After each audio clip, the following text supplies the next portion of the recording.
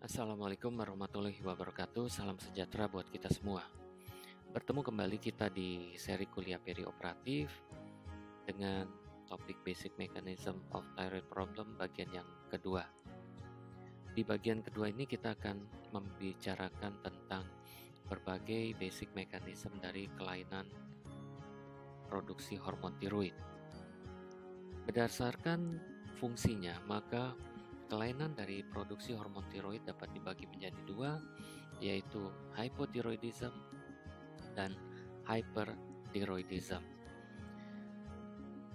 Berdasarkan penamaan tersebut, maka kita tentu memahami bahwa kondisi hyperthyroidism adalah ditandai dengan meningkatnya produksi hormon tiroid, baik levotirosid maupun triiodothyronin.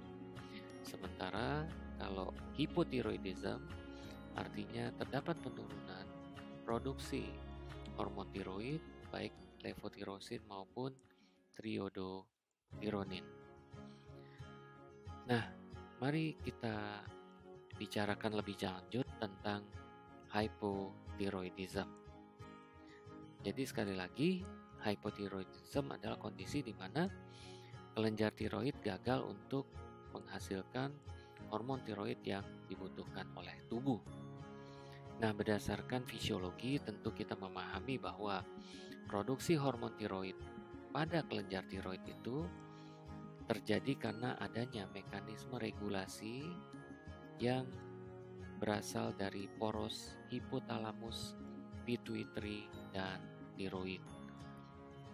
Nah, dengan demikian adanya kelainan berupa penurunan produksi hormon tiroid dapat diakibatkan karena kelainan atau kerusakan pada kelenjar tiroid ini yang disebut sebagai primary hypothyroidism dan ditandai dengan rendahnya kadar hormon tiroid yang dihasilkan, dan akibatnya karena rendahnya hormon tiroid tadi maka hilanglah umpan balik negatif ke pituitary maupun hipotalamus, dan tentunya ini akan memicu terjadinya peningkatan produksi thyroid stimulating hormone pada kelenjar pituitary. Nah, selanjutnya apabila kelainan atau kerusakannya justru terjadi di sentral, yaitu di pituitary atau hipofisis, maka ini tentu diakibatkan karena pituitary tidak melepaskan cukup thyroid stimulating hormone untuk menstimulasi produksi hormon tiroid di kelenjar tiroid. Maka tentu hasil pemeriksaan laboratorium yang kita dapatkan adalah rendahnya TSH dan diikuti juga rendahnya hormon tiroid.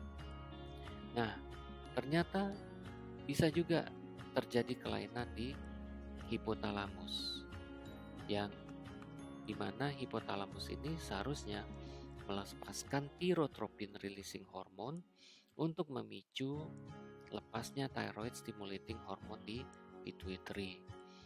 Nah, akan tetapi karena tirotropin releasing hormone ini sulit untuk diukur, maka memang fenomena yang kita dapatkan akan sama seperti layaknya kelainan di pituitary, yaitu rendahnya thyroid stimulating hormone diikuti dengan turunnya kadar hormon tiroid. Namun, perbedaan antara secondary hypothyroidism dengan tertiary hypothyroidism adalah penyebabnya. Kalau secondary hypothyroidism diakibatkan karena memang kerusakannya ada di pituitary, namun kalau tertiary hypothyroidism disebabkan karena kelainan di tingkat hipotalamus. Nah, sebenarnya ada satu kelainan lagi yang seringkali luput dari pengamatan yang disebut sebagai subclinical hypothyroidism. Nah, kalau kita lihat subclinical hypothyroidism, kalau kita mengukur kadar tiroidnya relatif akan normal. Akan tetapi apabila kita mengukur thyroid stimulating hormonnya akan tampak sedikit meningkat. Ini memperlihatkan bahwa sebenarnya sudah mulai terjadi defek pada kelenjar tiroid, di mana untuk mendapatkan hormon tiroid yang cukup, maka dibutuhkan stimulasi TSH yang di atas normal. Jadi ini gambaran dari subclinical hypothyroidism, di mana kadar TSH dibutuhkan sedikit lebih tinggi untuk memaintain produksi hormon tiroid yang normal. Nah, mari kita lihat apa saja yang bisa mengakibatkan terjadinya hypothyroidism. Penyebab hypothyroidism ada beberapa, namun untuk mudahnya bisa kita klasifikasikan berdasarkan proses pembentukan hormon tiroid. Kita ketahui dari awal bahwa hormon tiroid itu bahan dasarnya adalah tiroglobulin dan iodium. Nah, tentu saja apabila pasien ini kekurangan hormon iodium, tentunya tidak akan bisa terbentuk hormon tiroid. Selain itu, tentu kalau terjadi kerusakan pada pabriknya, yaitu kelenjar tiroid, tentunya jelas produksi hormon tiroid akan terganggu. Lalu kalau kita lihat jenis kerusakannya, bisa kerusakan yang diakibatkan karena berbagai mekanisme. Bisa mekanisme karena penyakit, atau bisa juga karena tindakan pembedahan, di mana mungkin terdapat sebagian kelenjar tiroid yang harus diangkat karena ada berbagai alasan yang tentunya mengakibatkan hilangnya struktur-struktur yang penting di dalam kelenjar tiroid, yaitu folikel, yang dimana disitulah tempat untuk membentuk hormon tiroid. Nah, selain faktor-faktor internal, ada juga faktor eksternal yang juga dapat menghambat fungsi hormon tiroid, misalnya seperti obat-obatan tertentu. Nah, sekali lagi saya hanya ingin sedikit merefresh tentang pembentukan hormon tiroid. Bisa kita lihat di sini, apabila thyroid stimulating hormone ini duduk di reseptornya di kelenjar tiroid, maka ini akan memicu terjadinya iodine uptake yang juga nantinya akan dihasilkan backbone dari hormon tiroid, yaitu tiroglobulin, di mana ini adalah merupakan tiroksin dengan globulin, yang kemudian selanjutnya akan dikonjugasi dengan iodium yang akan dilakukan mekanisme iodinasi. Setelah iodium ini sebelumnya dilakukan oksidasi dengan menggunakan enzim tiroid peroksidase. Nah, apabila tiroksin ini mendapatkan 3 iodin, maka dia akan membentuk yang disebut sebagai triiodotironin atau T3. Sementara kalau misalnya dia mendapatkan 4 iodin, maka akan terbentuk levotiroksin yang sering kita kenal sebagai T4. Nah, selanjutnya triiodotironin maupun levotiroksin ini akan dikeluarkan dari folikel masuk ke dalam sirkulasi darah. Nah, kelainan yang dapat mengganggu produksi hormon tiroid tentu diawali dengan kecukupan dari bahan bakunya. Nah, apabila bahan bakunya berupa iodium ini kurang, maka bisa dipahami bahwa tentunya produksi hormon tiroid akan terganggu, karena tentu mekanisme iodinasi tidak akan terjadi. Nah, di dalam kehamilan, seorang wanita hamil ini umumnya akan mengalami katakanlah challenge untuk memenuhi kebutuhan tiroid yang cukup, karena sekali lagi di dalam kehamilan terdapat 2 kondisi yang menyebabkan kebutuhan akan iodium itu akan meningkat. Pertama, karena placental uptake terhadap iodium yang tinggi, karena memang dipahami bahwa iodium ini juga dibutuhkan oleh janin untuk pertumbuhan dan perkembangannya. Lalu yang kedua, karena peningkatan renal plasma flow, maka sirkulasi ginjal menjadi sangat tinggi, sehingga ini akan memicu terjadinya banyak urinary loss dari iodium yang dikonsumsi. Nah, dengan demikian maka tentu ibu hamil sangat dipahami harus meningkatkan asupan iodiumnya. Di sini bisa kita lihat bahwa kadar yodium antara 100 sampai 199 mikrogram per liter dianggap adekuat untuk memenuhi kebutuhan yodium akan yang dibutuhkan untuk melakukan pembentukan hormon tiroid. Apa yang terjadi apabila yodium ini berkurang? Maka apabila yodium berkurang, maka ini tentu menyebabkan terjadinya penurunan produksi hormon tiroid.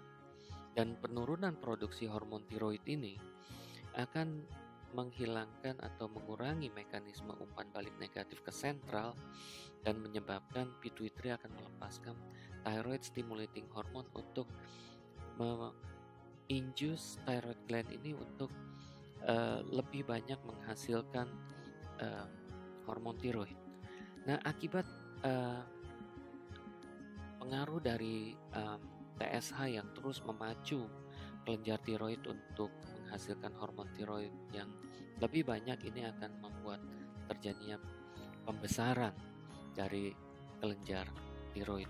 Nah, pembesaran dari kelenjar tiroid inilah yang kita sebut sebagai goiter. Nah, mari kita coba lihat beberapa mungkin salah satu contoh saja dari kelainan yang bisa memicu terjadinya kondisi hypothyroidism, yaitu penyakit Hashimoto, di mana penyakit Hashimoto tiroiditis pada kelenjar tiroid ini sebenarnya adalah merupakan sebuah bagian dari sebuah penyakit autoimun. Kenapa dianggap sebagai penyakit autoimun? Karena ternyata pada tubuh penderita penyakit Hashimoto ini didapatkan adanya sel limfosit yang bersifat autoreaktif, baik limfosit CD4 yang akan memicu lepasnya atau akan merangsang adanya aktivitas imunitas seluler melalui T cytotoxic, ataupun terdapat limfosit B cells atau limfosit B yang juga bersifat autoreaktif, di mana limfosit B yang autoreaktif ini akan menghasilkan plasma cells yang akan melepaskan autoantibody yang mengenali thyroid cells sebagai musuh dan akan dirusak.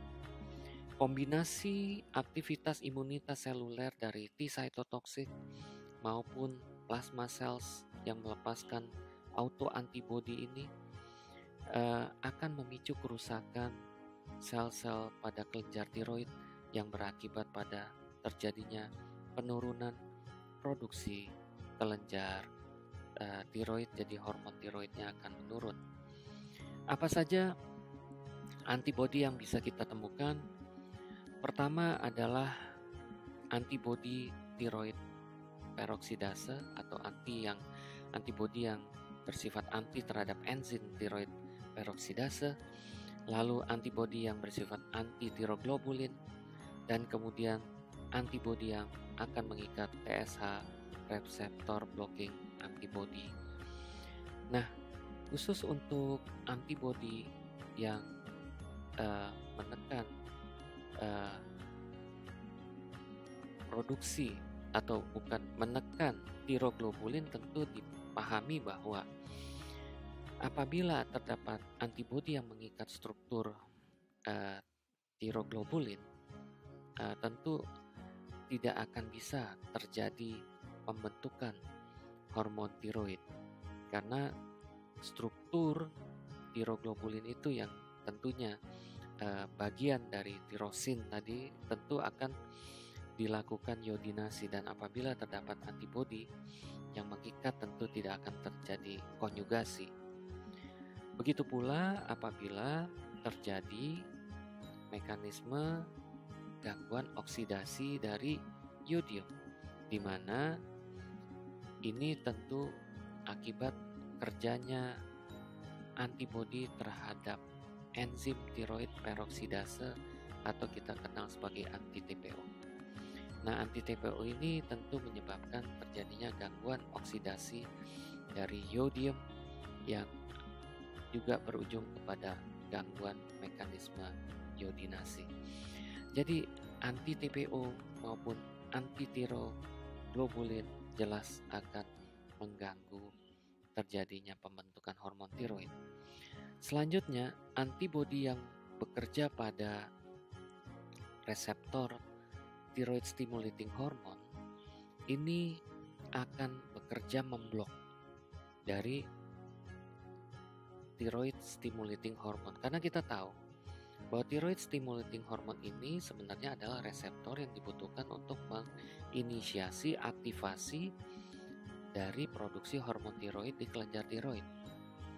Nah, seharusnya TSH yang duduk di sini. Tapi karena terdapat antibodi yang mengenali juga struktur TSH ini, maka terjadilah competitive inhibition, di mana antibodi yang duduk di reseptor TSH ini justru tidak akan membolehkan TSH untuk duduk di sana, dan setelah antibodi ini duduk di sana justru dia akan memicu mekanisme inhibisi. Nah, khusus untuk apa yang disebut sebagai TSH receptor antibody atau TRAB, sebenarnya TRAB ini terdapat dua jenis, yaitu adanya antibodi yang duduk di TSH reseptor tapi memicu mekanisme inhibisi seperti yang terjadi pada Hashimoto. Ini yang disebut sebagai TSH receptor blocking antibody atau TSAB. Ada juga justru yang setelah dia duduk malah dia berlaku seperti layaknya TSH. Jadi justru dia memicu produksi hormon tiroid. Nah, jenis antibodi ini disebut sebagai TSH receptor stimulating antibody. Nah, umumnya yang stimulating antibody ini kita temukan pada Graves' disease. Nanti kita akan bicara sedikit tentang Graves' disease. Jadi sekali lagi, khusus untuk TSH receptor antibody ada spektrumnya.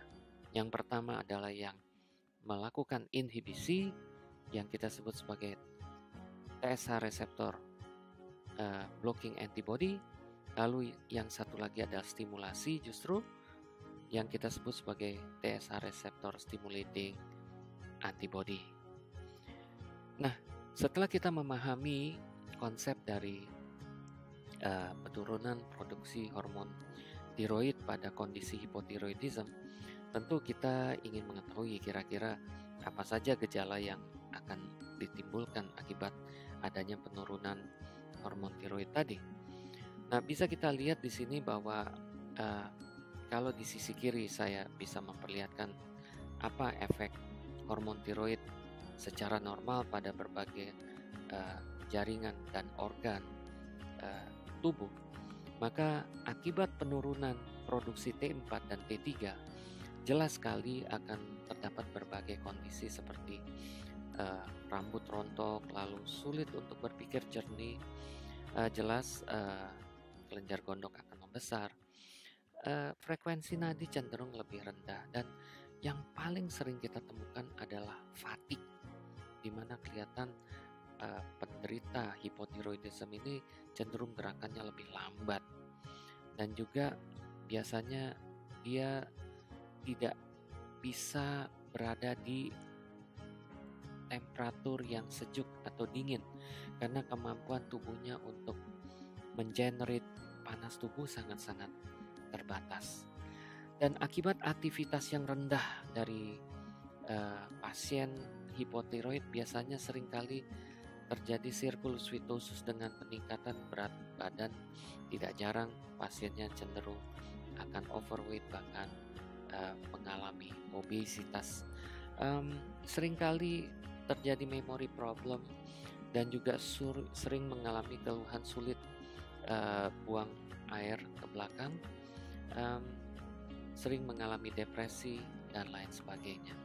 Jadi bisa kita lihat kalau melihat kondisi ini kelihatan memang pasien-pasien hipotiroidisme cenderung lebih lesu, lebih lambat, dan cenderung lebih moody karena memang tampak seperti karena kita tahu bahwa hormon tiroid ini adalah hormon yang sangat penting untuk mengenerate metabolic proses di dalam tubuh, jadi wajar kita bisa memahami bahwa yang terjadi gejala-gejala ini adalah sebaliknya.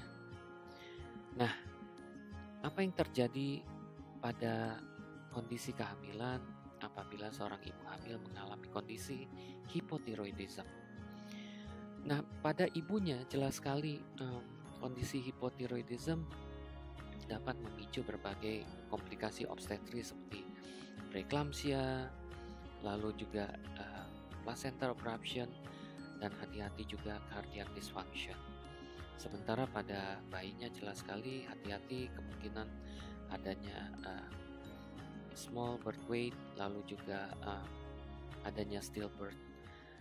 Dan apabila janin tersebut juga mengalami congenital hypothyroidism, jelas sekali bahwa akan terjadi beberapa kelainan yang sangat bisa kita kenali, dari mulai deformitas pada daerah muka, lalu juga deformitas pada alat-alat gerak, di mana kita bisa lihat umumnya akan sangat pendek tulangnya, dan juga ada beberapa kelainan kongenital yang bisa kita dapati, misalnya kelainan pada telinga, kelainan pada jantung, dan juga tidak jarang adanya hernia umbilikalis dan lain sebagainya. Kita juga lihat ada juga tonus otot yang kurang, dan umumnya anak ini nantinya akan mengalami retardasi mental. Jadi sekali lagi kalau kita melihat kondisi ini, kita sangat paham bahwa jangan sampai seorang ibu hamil mengalami kondisi hipotiroid. Oke, tadi tentang hipotiroid, bagaimana dengan hypertiroid? Tentu hypertiroid adalah kondisi yang sebaliknya, di mana kita bisa melihat bahwa ini adalah sebuah berbagai kelainan yang memicu terjadinya justru peningkatan produksi hormon tiroid, yang akan memicu terjadinya berbagai kondisi dan gejala yang diakibatkan karena peningkatan hormon tiroid. Nah, pada pasien dengan peningkatan aktivitas kelenjar tiroid, kita juga bisa mendapati kondisi goiter. Nah, akan tetapi kondisi goiter yang terjadi ini diakibatkan karena adanya peningkatan aktivitas untuk meningkatkan produksi kelenjar tiroid yang sebenarnya tidak normal. Nah, kalau pada yang hipotiroid, kelenjar tiroid ini disuruh membesar karena memang disuruh untuk aktif, karena untuk mencukupi kebutuhan. Justru kalau yang ini disuruh membesar karena memang di luar batas normal gitu. Dan kemudian ada satu hal yang perlu kita lihat juga pada kondisi hipertiroidism, apabila ini adalah diakibatkan karena sebuah penyakit yang disebut sebagai grave disease, adanya bola mata yang menonjol atau kita sering sebut sebagai oftalmopati. Nanti kita lihat apa yang terjadi pada gangguan grave disease yang juga memicu terjadinya penonjolan pada bola mata. Nah, sama seperti layaknya hipotiroidism, penyebab hipertiroidism juga dibagi menjadi beberapa segmen. Yang segmen pertama adalah di mana memang produksi kelenjar tiroid itu terjadi meningkat ya karena ada sesuatu yang salah pada kelenjar tiroid itu sendiri. Nah, ini disebut sebagai primary hyperthyroidism. Nah, ini bisa kita lihat di mana kalau kita ukur kadar hormon tiroidnya jelas sangat tinggi, dan karena begitu tingginya tentu dia akan menimbulkan umpan balik negatif yang akan menekan produksi TSH. Nah, akan tetapi apabila ternyata kondisi peningkatan hormon tiroid oleh kelenjar tiroid ini terjadi karena sekunder, artinya karena ada pengaruh dari luar, maka yang bisa kita lihat justru sebaliknya.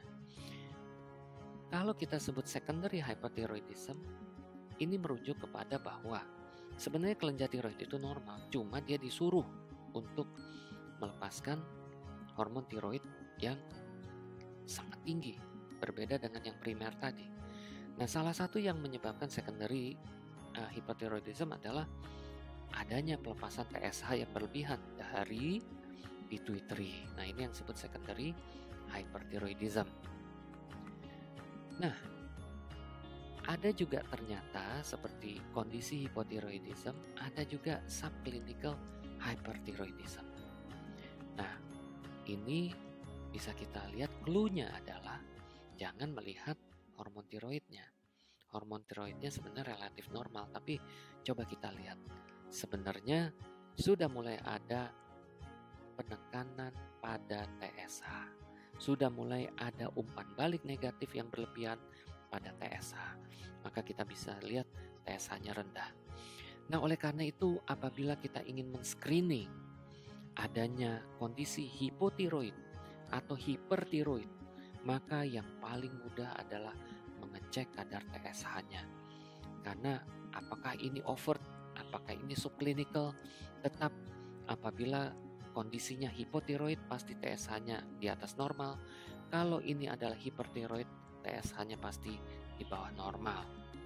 Nah, ini yang bisa kita lihat. Nah, mari kita lihat ada beberapa spektrum dari hyperthyroidism, dimulai dari grade 1 subclinical hyperthyroidism, di mana TSH ini sebenarnya kadarnya masih di atas 0,1, tapi sebagian besar katanya nanti ini akan jadi normal. Tapi kita lihat T4 dan T3-nya masih normal, ya.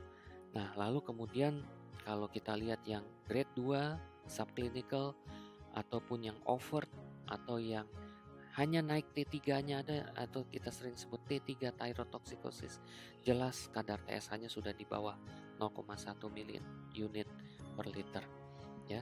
Ini jelas sudah terjadi umpan balik negatif kepada TSH. Nah, sekarang apabila TSH rendah, maka kita harus lihat. Kalau T4, T3 semua masih normal, maka ini kita sebut subclinical. Nah, tapi kalau kita mau membedakan subclinical ini jadi grade 1 atau grade 2, maka kita harus lihat seberapa kuat penekanan TSH-nya. Kalau penekanan TSH-nya kurang kuat, kita sebut grade 1. Kalau TSH-nya penekanannya sangat kuat, hampir sama seperti overt hyperthyroidism, ini kita sebut grade 2. Nah, umumnya yang bermasalah ada grade 2 yang kemungkinan besar akan menjadi hyperthyroidism. Nah, kalau T3 thyrotoxicosis, ini bisa kita lihat bahwa yang cenderung meningkat nih T3. Nah, coba kita ingat-ingat. Produksi hormon tiroid itu sebenarnya yang paling dominan adalah T4. Lalu kemudian T4 ini di perifer sebagian besar akan di-convert menjadi T3 menggunakan enzim deiodinasi. Dan kemudian memang kelenjar tiroid hanya melepaskan sedikit T3. Nah, entah kenapa di sini justru T3-nya ya sangat tinggi, dan kita tahu T3 ini yang punya biological activity lebih kuat daripada T4 karena afiditas terhadap reseptor tiroid hormon ini yang justru lebih kuat pada T3 dibandingkan T4. Tapi anehnya pada kondisi T3 thyrotoxicosis, maka kita bisa lihat kadar T4-nya masih normal, hanya T3-nya saja yang meningkat. Nah, kalau overt hyperthyroidism, maka jelas T4 naik, T3 naik. Jadi dua-duanya naik. Dan ini jelas bahwa problemnya pasti ada di produksi kelenjar tiroid. Oke, mari kita melihat salah satu contoh dari penyakit hyperthyroidism yang disebut sebagai Graves' disease. Nah, Graves' disease ini adalah sebuah penyakit yang di mana kelenjar tiroidnya ini akan memicu peningkatan produksi hormon tiroid.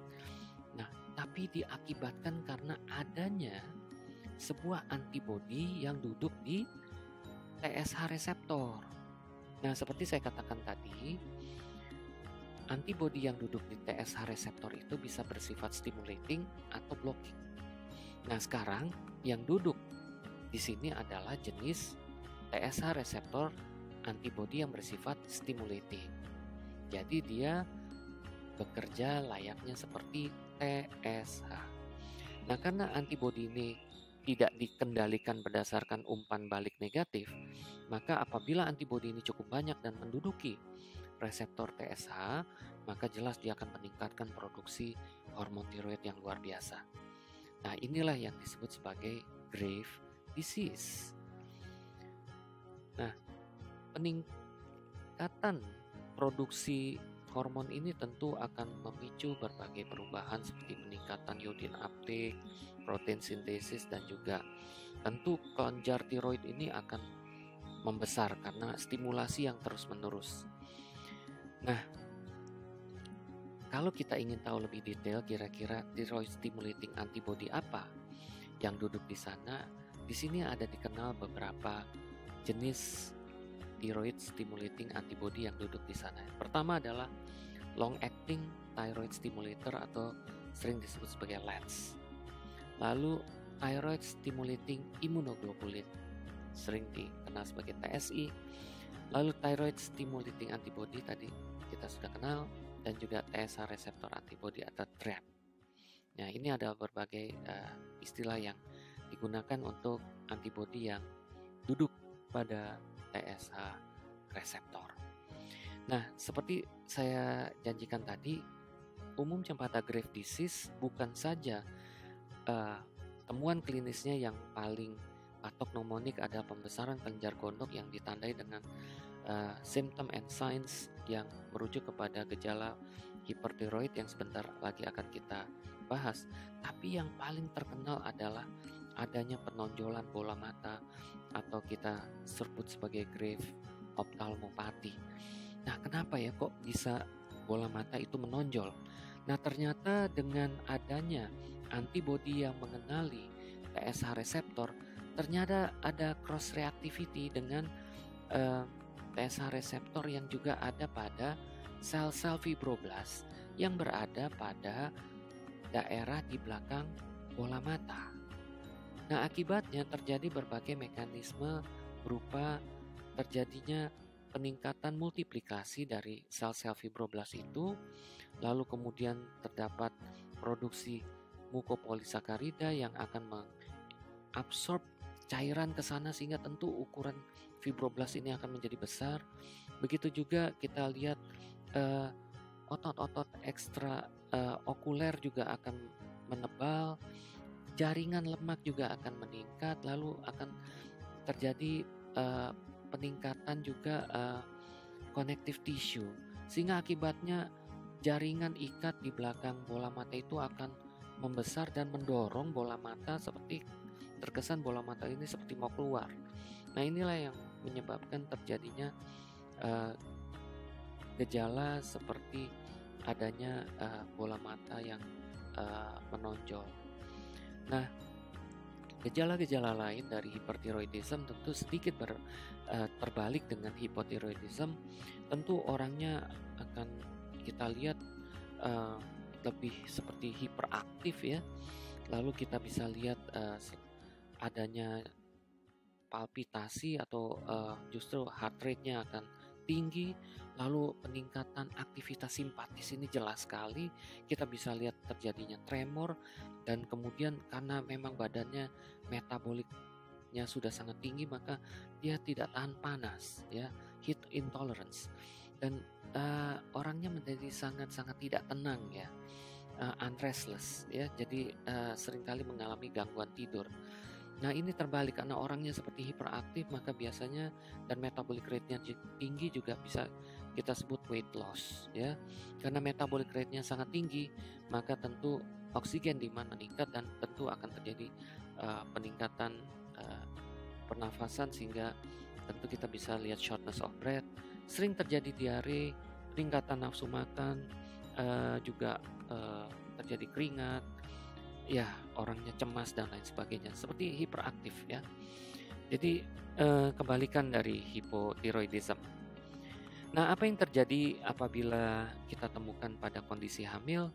Ternyata apabila dia tidak terkendali, dia bisa memicu terjadinya preeclampsia, heart failure pada ibu, dan perinatal outcome-nya bisa terjadi preterm delivery, intrauterine growth restriction, kematian janin, dan tidak jarang juga bisa terjadi tirotoksikosis pada bayinya. Pada kondisi hipertiroid juga jangan lupa sangat mungkin apabila kita melakukan tindakan prosedur pembedahan pada pasien-pasien seperti ini, hati-hati apabila terjadi kondisi thyroid storm di mana terjadi peningkatan produksi hormon tiroid yang sangat berlebihan, yang tentu sangat mengancam jiwa, yang dipicu karena adanya perlukaan atau karena adanya stres. Baik, mungkin ini saja yang bisa saya sampaikan untuk menjelaskan basic mekanisme dari kelainan tiroid. Kita bertemu lagi di sesi kuliah perioperatif berikutnya. Semoga bermanfaat. Wassalamualaikum warahmatullahi wabarakatuh. Salam sejahtera buat kita semuanya.